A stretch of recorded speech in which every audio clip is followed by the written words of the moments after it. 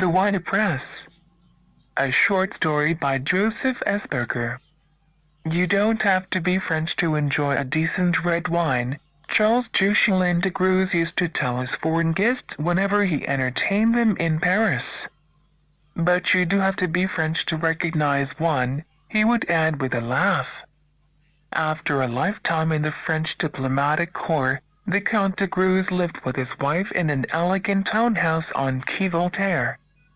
He was a likable man, cultivated of course, with a well-deserved reputation as a generous host and an amusing raconteur. This evening's guests were all European and all equally convinced that immigration was at the root of Europe's problems. Charles de Gruz said nothing. He had always concealed his contempt for such ideas. And, in any case, he had never much cared for these particular guests. The first of the red Bordeaux was being served with a veal, and one of the guests turned to de Gruz. "Come on, Charles, it's simple arithmetic. Nothing to do with race or color. You must have had bags of experience of this sort of thing. What do you say?" "Yes, General. Bags." Without another word, de Gruz picked up his glass and introduced his bulbous, whiny nose. After a moment he looked up with watery eyes. "A truly full-bodied Bordeaux," he said warmly, "a wine among wines." The four guests held their glasses to the light and studied their blood-red contents. They all agreed that it was the best wine they had ever tasted. One by one the little white lights along the Seine were coming on, and from the first-floor windows you could see the brightly lit bateau launches passing through the arches of the Pont du Carrousel. The party moved on to a dish of game served with a more vigorous claret. "Can you imagine," asked de Gruz, as the claret was poured, "that there are people who actually serve wines they know nothing about?" "Really?" said one of the guests, a German politician. "Personally, before I uncork a bottle I like to know what's in it." "But how? How can anyone be sure?" "I like to hunt around the vineyards. Take this place I used to visit in Bordeaux. I got to know the wine grower there personally. That's the way to know what you're drinking." "A matter of pedigree, Charles," said the other politician.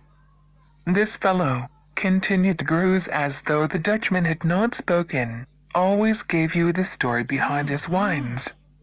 One of them was the most extraordinary story I ever heard. We were tasting in his winery, and we came to a cask that made him frown. He asked if I agreed with him that red Bordeaux was the best wine in the world.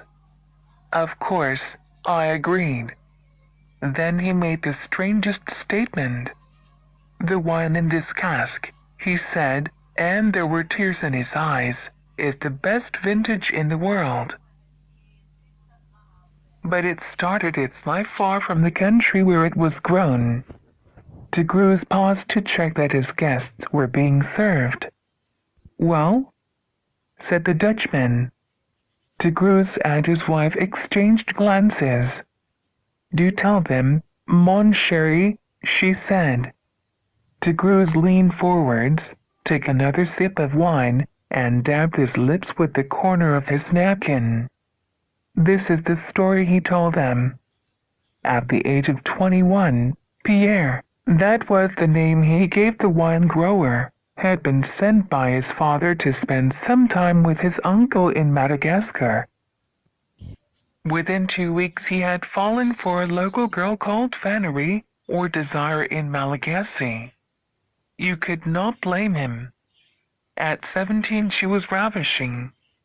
In the Malagasy sunlight her skin was golden. Her black, waist-length hair, which hung straight beside her cheeks, framed large, fathomless eyes. It was a genuine coup de foudre, for both of them. Within 5 months they were married.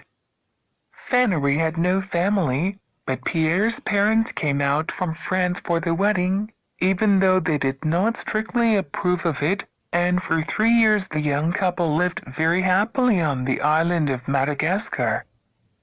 Then, one day, a telegram came from France. Pierre's parents and his only brother had been killed in a car crash. Pierre took the next flight home to attend the funeral and manage the vineyard left by his father. Flannery followed 2 weeks later. Pierre was grief-stricken, but with Flannery he settled down to running the vineyard. His family and the lazy, idyllic days under a tropical sun were gone forever. But he was very happily married, and he was very well off.